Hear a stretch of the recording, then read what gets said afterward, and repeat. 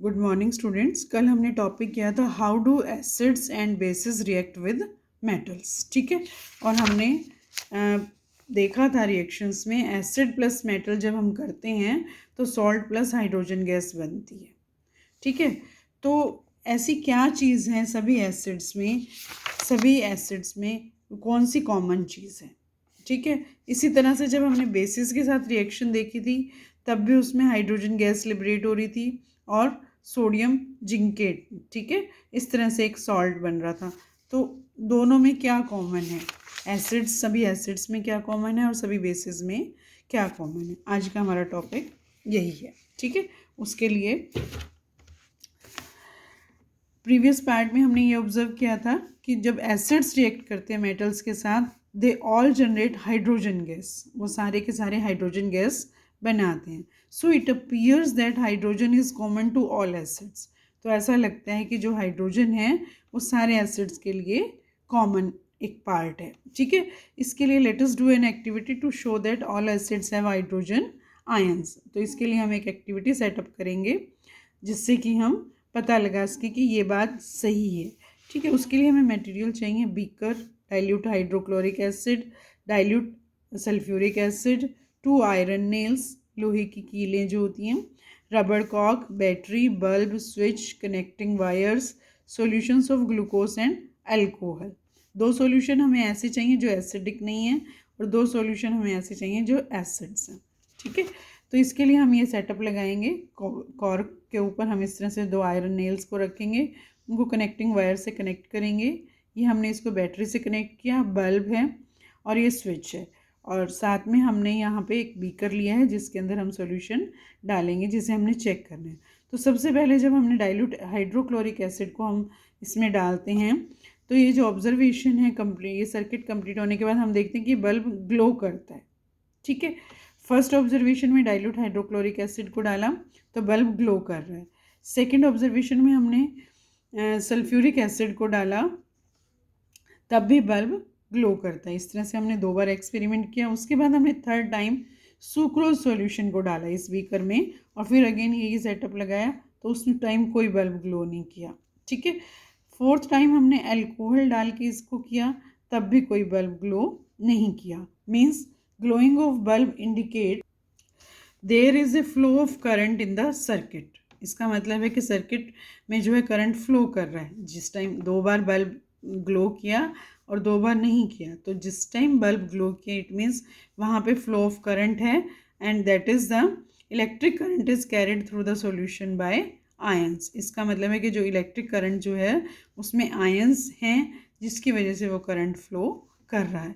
As current flows in the case of acids this suggests, जब हमने acids को लगाया तो वो करंट फ्लो कर रहा है, तो इसका मतलब है कि there is the presence of hydrogen ions in these acids. So all acids contain hydrogen ion as cation. अगर हम HCl की बात करें, HCl एसिड की बात करें, तो HCl में H प्लस आयन जो है कैटाइन है और क्लोराइड आयन जो है वो एनायन है। ठीक है, और अगर HNO3 में हम बात करें तो H प्लस आयन जो है कैटाइन है और NO3 जो है एनायन है। सल्फ्यूरिक एसिड की हम बात करें तो हाइड्रोजन प्लस जो है कैटाइन है और SO4 जो है सल्फेट आयन जो है वो एनायन है। ठीक है, so cation present in acids that suggest that acids produce hydrogen ions. तो सारे जो एसिड्स हैं वो कॉमनली, अगर हम उनमें सब में कॉमन एक बात देखना चाहें, it means they produce hydrogen ions. अब हमने यही एक्टिविटी रिपीट करनी है अल्कलीज के साथ, क्योंकि हमने ये देखना है सभी बेसिस में क्या कॉमन होता है। ठीक है, अल्कलीज में हम लोग लेंगे सोडियम हाइड्रोक्साइड, ठीक है, या कैल्शियम हाइड्रोक्साइड, दोनों में से कोई भी ले सकते हैं या दोनों लेके हम दोबारा एक्सपेरिमेंट करेंगे। On experimenting the same activity as with acids, जो हमने एसिड्स के साथ की थी ये एक्सपेरिमेंट सेटअप के साथ, उसी तरह से हम बेसिस के साथ भी करेंगे।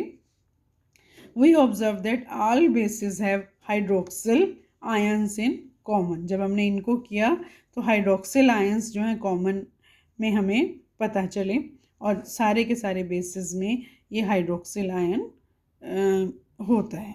ठीक है, अब है what happens to an acid और a base in water solution. अगर हम किसी एसिड को वाटर सॉल्यूशन में डालें या बेस को वाटर सॉल्यूशन में डालें तो क्या होगा। ठीक है, तो इसके लिए हमारे पास है hydrogen ions in hydrochloric acid are produced in the presence of water. अगर हम वाटर के अंदर डालते हैं उसको तो हाइड्रोजन आयंस प्रोड्यूस हो जाते हैं। The separation of hydrogen ion जो होते हैं from HCl molecules can not occur in the absence of water. अगर हम अलग से चाहेंगे HCl में से हम Cl को अलग कर दें और H को अलग कर दें तो that is not possible without water. With in the absence of water that is not possible. Water में कैसे पॉसिबल है, सपोज करो ये सल्फ्यूरिक एसिड है, सॉरी हाइड्रोक्लोरिक एसिड है और इसको हमने वाटर के साथ इस तरह से किया है उसके ऊपर से। तो जब हम देखेंगे ऐसे तो जो हाइड्रोजन आयन इसमें से अलग होंगे they will get joined with water molecules and will form the hydronium ions. Hydrogen ion जो है अकेले नहीं रह सकते, they can not exist alone but they exist after combining with water molecules. वे वाटर मॉलिक्यूल्स के साथ कंबाइन करके एग्जिस्ट कर सकते हैं but they can not exist alone. So hydrogen ions must always be shown as H plus और नीचे हम ए क्या लिखेंगे जिससे कि एक्वस मीन्स वाटर बहुत प्लेंटी में नहीं है लेकिन उसके साथ सॉल्यूबल है। ठीक है, उसके साथ मिला हुआ है। तो इसका ये मतलब है जब हम ए क्या नीचे लिख देंगे इट मीन्स वाटर प्लेंटी में नहीं है लेकिन उसके साथ है। तो हाइड्रोजन एक्वा और हाइड्रोनियम आयन की फॉर्म में वो एग्जिस्ट करेगा, या तो इस फॉर्म में एग्जिस्ट इसको हम दिखाएंगे या इस तरह से हम इसको शो करेंगे। ठीक है, और इसी तरह से जब हम किसी बेस को वाटर में इस तरह से डिज़ोल्व करते हैं या बेस के अंदर हम वाटर की प्रेजेंस दिखाते हैं तो उसमें भी सोडियम जो है एक्वा में दिखाएंगे और हाइड्रोक्सिल आयन जो है इस तरह से एक्वा में हम शो कर सकते हैं।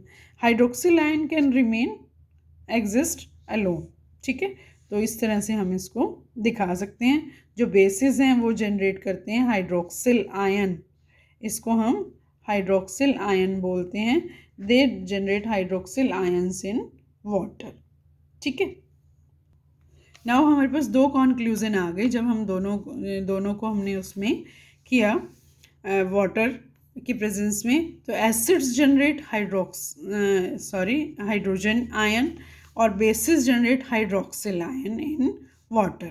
ठीक है, जितने सारे बेसिस हैं ये सारे के सारे वाटर में डिज़ोल्व नहीं होते। एक नोट करने वाली बात है कि जितने भी बेसिस हैं वो सारे के सारे वाटर में डिज़ोल्व नहीं होते, कुछ ही हैं जो बेसिस में डिज़ोल्व हो सकते हैं और जो बेसिस में डिज़ोल्व हो सकते हैं उनको हम अल्कली बोलते हैं। ठीक है, जो पानी में डिज़ोल्व हो सकते हैं उनको हम अल्कली बोलते हैं। ठीक है, बेसिस तो सभी हैं लेकिन जो पानी में डिज़ोल्व हो जाएंगे उन्हें हम अल्कली बोलेंगे। ठीक है, so all alkalis are bases but all bases are not the alkalis. ठीक है, सारे बेसिस को हम अल्कली नहीं कह सकते लेकिन अल्कली के अंदर बेसिस होते हैं। ठीक है, अब इन्होंने जो एसिड्स हैं उन्होंने हाइड्रोजन आयन किया जनरेट किया और जो बेसिस थे उन्होंने हाइड्रोक्सिल आयन जनरेट किया। अगर हम इन दोनों को इकट्ठे करते हैं, एसिड्स और बेसिस को इकट्ठे करते हैं तो हमारे पास ये रिएक्शन आती है सॉल्ट प्लस वाटर, जिसको हम न्यूट्रलाइजेशन रिएक्शन भी कहते हैं। तो उसमें न्यूट्रलाइजेशन रिएक्शन कैसे हुई, न्यूट्रलाइज कैसे हुआ, उसमें ये देखो एसिड्स में हाइड्रोजन आयन प्लस जो भी हमने लिया हुआ है एसिड्स में, जैसे सपोज करो HCl है तो ये X जो है Cl को रिप्रेजेंट कर रहा है। ठीक है, और इसी तरह से हमने कोई बेस लिया है, सपोज करो हमने NaOH लिया है तो ये M जो है Na को शो कर रहा है। तो हाइड्रोक्सिल आयन जब ये दोनों मिल जाते हैं, एक्वा क्या मतलब है कि जहाँ पे वाटर प्लेंटी में नहीं है बट वाटर प्रेजेंट है, जब ये दोनों के एक्वा मिलते हैं they form A water molecule and that is in the liquid form. ठीक है, समझ में आ गया। तो एसिड्स और बेसिस को जब हम मिलाएंगे तो उससे वाटर फॉर्मेशन हो जाएगी। ठीक है, now what happens when an acid और a base is dissolved in water. अगर हम एसिड या किसी बेस को वाटर में डिज़ोल्व करते हैं तो क्या होता है। तो कभी आपने अगर इस तरह की कोशिश की हो कि आपके घर में जैसे बहुत सारा सर्फ़ का पैकेट होता है, उसमें से आप काफ़ी सारे सर्फ़ को, अगर आप कभी कभी आपने थोड़े से सर्फ़ को हाथ में लेके डाला हो तो आपको थोड़ा सा गर्म महसूस होगा। इसी तरह से अगर हम किसी एसिड को डालते हैं किसी भी ऑब्जेक्ट के अंदर, देखिए, take 10 ml of water in a beaker, हमने एक 10 थोड़ा सा पानी एक बीकर में लेना है और उसके अंदर फ्यू कंसनट्रेटेड सल्फ्यूरिक एसिड डालना है। ये हमने करना नहीं है, जस्ट क्योंकि ये बहुत डेंजरस होता है कंसनट्रेटेड सल्फ्यूरिक एसिड, इसको हमने टच नहीं करना है, जस्ट आपको बताने के लिए मैं बता रही हूँ। तो वाटर लेना है और उसके अंदर अगर हम सल्फ्यूरिक एसिड को ऐड करते हैं और उसको धीरे से हिलाते हैं और अगर हम बीकर के बेस को नीचे से टच करते हैं तो वो हमें थोड़ा सा गर्म महसूस होता है। ठीक है, तो गर्म महसूस क्यों हुआ, क्योंकि वहाँ पे हीट निकल रही है। तो इस तरह की रिएक्शंस को हम एक्सोथर्मिक रिएक्शन कहते हैं। जहाँ पे हीट इवॉल्व होती है उन रिएक्शंस को हम एक्सोथर्मिक रिएक्शंस कहते हैं। ठीक है, तो अगर हम किसी एसिड के अंदर वाटर को मिक्स करते हैं, that reaction is highly exothermic होती है। ठीक है, मतलब इसमें बहुत सारी हीट इवॉल्व होती है।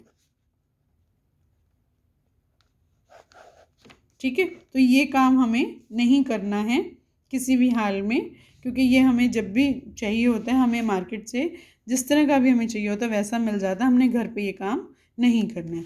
जनरली क्या किया जाता है, एसिड्स और वाटर को जब हम मिक्स करते हैं तो हम लोग पहले कंटेनर में वाटर को लेते हैं उसको, और उसमें ऊपर से धीरे से एसिड को धीरे धीरे डाला जाता है, बहुत स्लोली डाला जाता है। ठीक है, कभी भी हम इस तरह से नहीं करते कि एसिड का कंटेनर हमने भर दिया है और ऊपर से हम वाटर डालें उसमें, क्योंकि जैसे ही हम वाटर डालेंगे एकदम से स्प्लैश बनेगा, ऊपर की तरफ उछलेगा और उसकी वजह से एसिड्स की बूंदें भी बाहर आ सकती हैं जो कि बहुत डेंजरस होती है। ठीक है, जो कि बहुत नुकसानदायक भी होती हैं। अगर एसिड हमारी बॉडी को टच करता है तो वो उसको जला सकता है। ठीक है, तो ये वाला काम नहीं करना होता कभी भी कि एसिड पहले डाला हुआ और उसके ऊपर से वाटर डालेंगे, बल्कि ऐसे किया जाता है कि कंटेनर में पहले वाटर लिया जाता है और उसके ऊपर धीरे धीरे कुछ क्वांटिटी में थोड़ा थोड़ा करके एसिड डाला जाता है, कांस्टेंट स्टीयरिंग के साथ लगातार उसको घुमाते रहते हैं।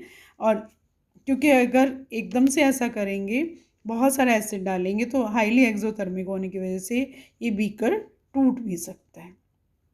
ठीक है, मिक्सिंग की वजह से क्या हो जाता है, जो हाइड्रोजन आयंस और हाइड्रोक्सिल आयंस हैं एसिड्स के और बेसिस के, उनकी क्वांटिटी धीरे धीरे उनकी जो वो मिक्स वाटर के साथ मिक्स होने की वजह से उनका जो पर वॉल्यूम जो डेंसिटी है वो कम होनी शुरू हो जाती है, जिसकी वजह से वो डाइल्यूट होने शुरू हो जाते हैं, वाटर की क्वांटिटी बढ़ जाती है और इस प्रोसेस को हम डाइल्यूशन कहते हैं। जनरली हम घरों में जो यूज़ करते हैं वो डाइल्यूट एसिड्स ही यूज़ करते हैं।